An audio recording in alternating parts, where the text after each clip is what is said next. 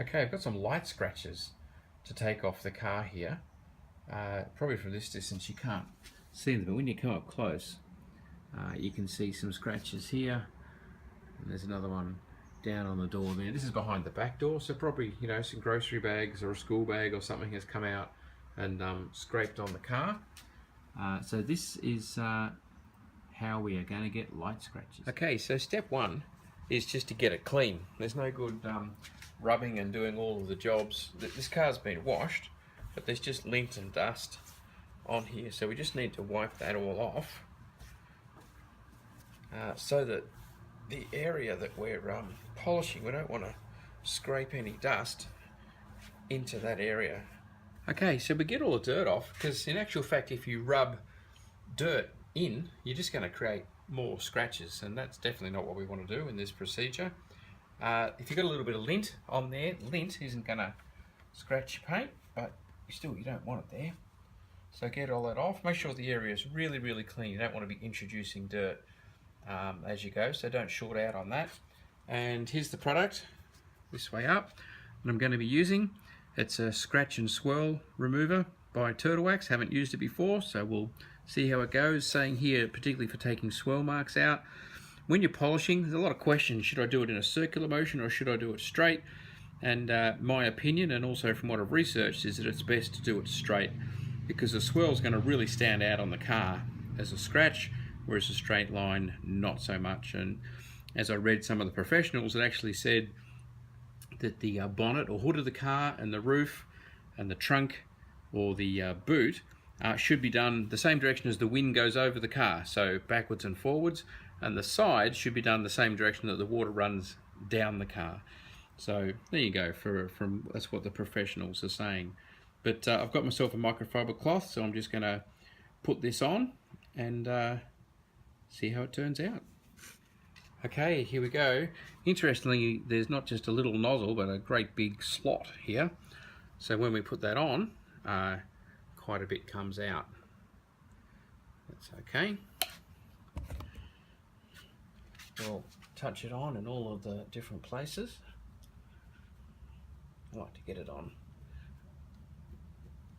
nice and thick over the whole area. And then just give it a bit of a polish. Whoops, I'm doing it in circles. I know, there's habits for you. So what we want to do is go... I'm now not doing what I said with the direction of the car either, the direction of the rain. So let's just run with the direction of the car here and we'll see how that works. So maybe I'm going to finish that way. Old habits are dying too hard here. Just applying the polish on. See if we end up with any swirls.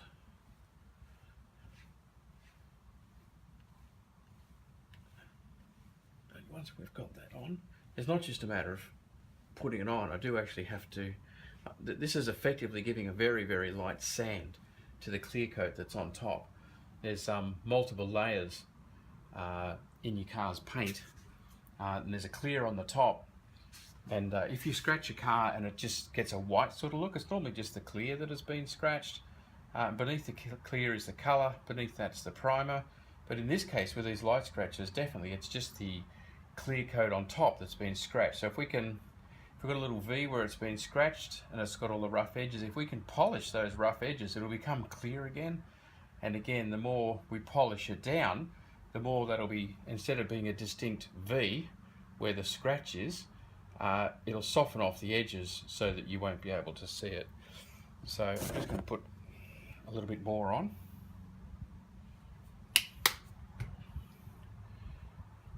Just apply it like that. See if I can be disciplined about just being vertical.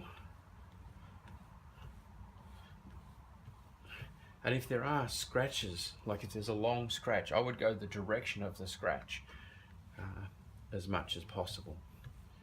You can experiment with this to see how you go, but we don't want swirl marks on this car. So I'm just going to feather that out a little. Actually, there's a few more scratches back here. Going to feather that out. Alright, starting to dry, so I'm going to let that dry, then we'll come back, buff it out and see how we've gone. Okay, I've left that dry for a few minutes, so we'll give it a buff off now. This is just very light, putting no pressure on at all. And good to see how this has come up. Now again, you can do this as many times as you need to get the scratches out, depending on how deep your scratches are. Will depend on how many times you have to do this. So, bring the camera over and have a look, and we'll see just how we've gone. So, looking up close and looking in this angle was how I could pick the scratches up before, and now those bag marks are gone, just one application. And that scratch there I did as well. So there we go, from quite noticeable marks. Each time I washed the car I was very aware of those marks. Now they're gone. So here we go, a plug for Turtle Wax Scratch and Swirl Remover, and that was actually the cheapest product that I bought to give a go, because I like the Turtle Wax brand and it's worked really well. So I'm happy. You can pop down, give that a go to take those scratches out. It's not the thing to just normally do with on your paint, because it is actually sanding it, so I'd only use it when you've actually got some scratches to take out. But for that, it's wonderful. And yeah, you should put a coat of polish over the top to save further scratches, and then just so that the whole car is looking like it's got an even amount of polish on it.